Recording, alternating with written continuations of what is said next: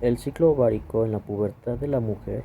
Cada mes el ciclo es controlado por el hipotálamo, que sintetiza la hormona liberadora gonadotropina, que actúa sobre la glándula hipófisis y a su vez secreta la hormona estimulante del fólico o FSH y la hormona luteinizante o LH, que estimulan y controlan los cambios del ovario. FSH rescata entre 15 a 20 fólicos de la reserva de fólicos primarios para que solo uno madure y libere un ovocito. El fólico artrésico es tejido conectivo de fólicos, ovocitos y células foliculares que sufrieron artritis. El endometrio entra en fase folicular o proliferativa. Se adelgaza el moco cervical para el paso de los espermatozoides. La glándula hipófisis secreta LH, provocando que el ovocito termine la primera división meiótica e inicie la segunda división. Después ocurre la ruptura del fólico y ovulación. En la ovulación, bajo la influencia de FSH y LH, el fólico crece con rapidez y madura. Un incremento de LH provoca que el ovocito primario termine la primera división meiótica y el fólico ingrese a la etapa preovulatoria, donde da inicio a la segunda división meiótica, pero el ovocito se detiene en la metafase alrededor de 3 horas antes de la ovulación. La concentración alta de LH provoca la digestión de fibras de colágeno que circundan al fólico e inducen contracciones musculares en la pared del ovario, expulsando el ovocito junto con células de la granulosa del cúmulo o foro. Algunas de estas células se reacomodan en la zona pelúcida para construir la corona radiada. Las células granulosas permanecen en la pared del fólico roto junto con la teca interna, que son vascularizadas por vasos sanguíneos.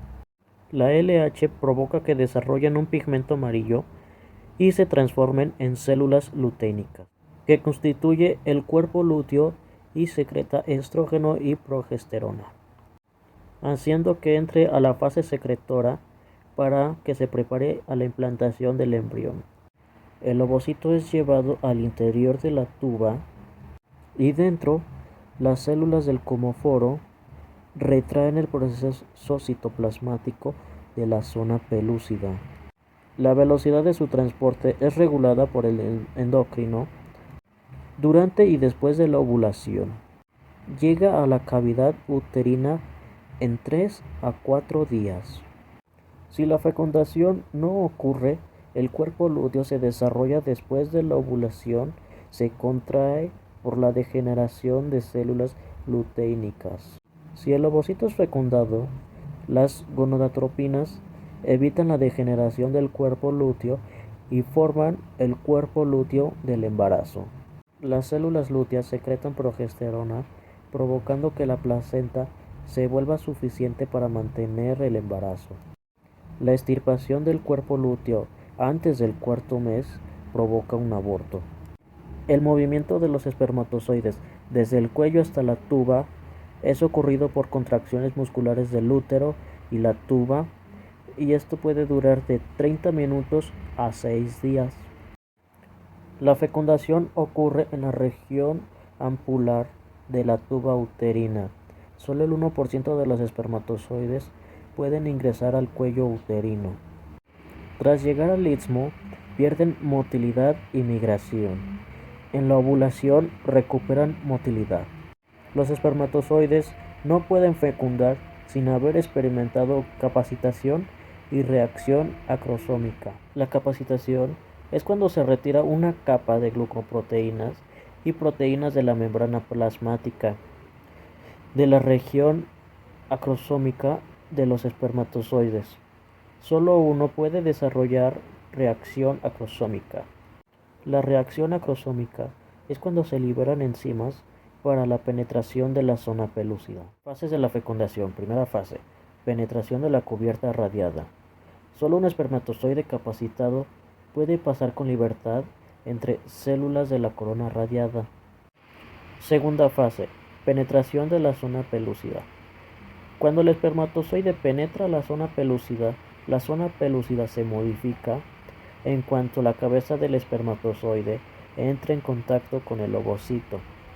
Va a liberar enzimas lisosomas para evitar la penetración de otros espermatozoides.